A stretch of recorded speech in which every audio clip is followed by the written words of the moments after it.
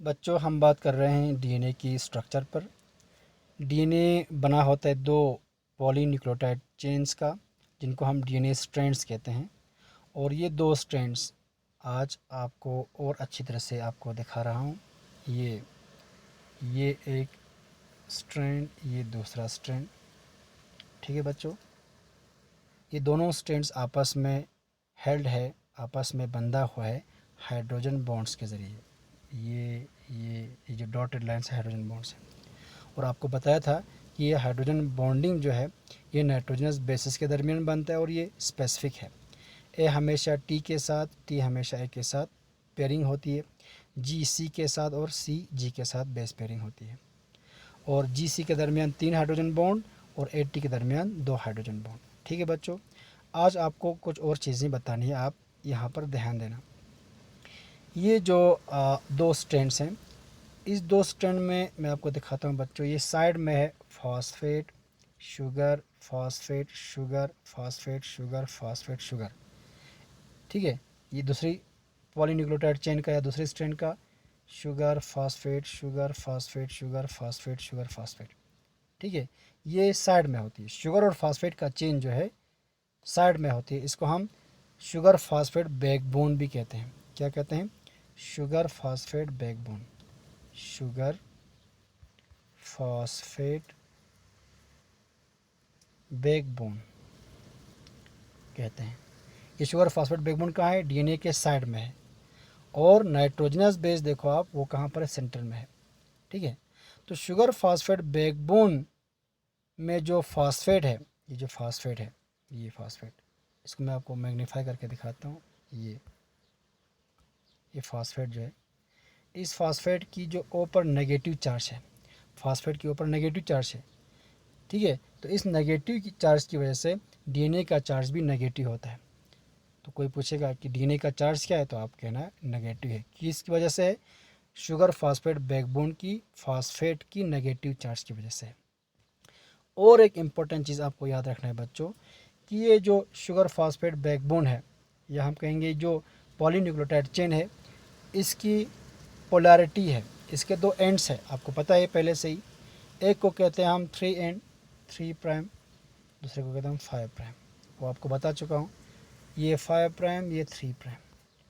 ठीक है बच्चों, तो ये दो पॉलीन्यूक्लियोटाइड चेन, ये दो स्ट्रैंड डीएनए का, ये अपोजिट डायरेक्शन में है। देखो, एक 5 प्राइम टू 3 प्राइम इस डायरेक्शन में, दूसरा 5 प्राइम टू 3 प्राइम इस डायरेक्शन में। इसको कहते हैं हम एंटी पैरेलल। क्या कहते हैं बच्चों? Anti parallel. ये अपोजिट डायरेक्शन में जा रहा है, एंटी पैरेलल है। तो आपको और एक चीज़ आपको यहाँ समझना है कि the two strands of DNA are anti parallel. ठीक है, एक की 5 प्राइम वाली साइड पर दूसरे स्ट्रैंड की 3 प्राइम वाला साइड आएगा। तो एक की 3 प्राइम वाले साइड पर दूसरे का 5 प्राइम आएगा। तो ये एंटी पैरेलल है। तो DNA strands are anti parallel, opposite direction में जा रहा है। ठीक है बच्चों, ओके।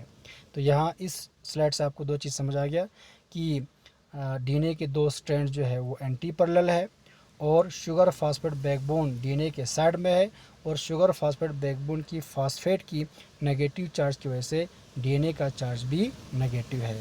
ठीक है बच्चों, ओके।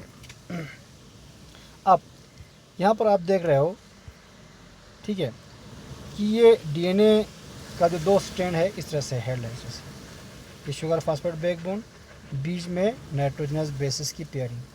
तो ये एक लेडर की शेप आ जाती है इसको। तो इस तरह से लेडर शेप बच्चों डीएनए नहीं है, बल्कि ये लेडर जो है बिल्कुल ट्विस्टेड है। ट्विस्टेड मीन्स ये हेलिकली कॉइल्ड है। ये हेलिकली कॉइल्ड मैं आपको दिखाता हूँ। ये डीएनए का जो दो स्ट्रैंड है, ये ट्विस्ट हुआ है, ये हेलिकली कॉइल हुआ है एक सेंट्रल एक्सिस के इर्द गिर्द। एक सेंट्रल एक्सिस में एक इमेजिनरी लाइन के इर्द गिर्द ये दोनों स्ट्रैंड जो है वो हेलिकली कॉइल हुआ है। तो कॉइल होकर इस तरीके का स्ट्रक्चर बनाता है। इसको कहते हैं हम हेलिकल स्ट्रक्चर, क्योंकि इसमें दो हेलिक्स बनते हैं। क्योंकि दो स्ट्रैंड है तो दो हेलिक्स बनेंगे, इसलिए इसको कहते हैं हम डबल हेलिकल स्ट्रक्चर। तो डीएनए का स्ट्रक्चर है डबल हेलिकल, ठीक है, इसका स्ट्रक्चर है helical. Sugar phosphate backbone side में है और नाइट्रोजनस बेस अंदर इंटीरियर में है, लेकिन ये स्ट्रक्चर है हेलिकल। ये थोड़ा सा मैग्नीफाई करके आपको दिखा रहे हैं। अब ये हेलिकली कॉइल किस तरीके से, उसको समझाने के लिए मैं एक आपको छोटा सा वीडियो दिखाता हूँ, आप उसको देख लेना।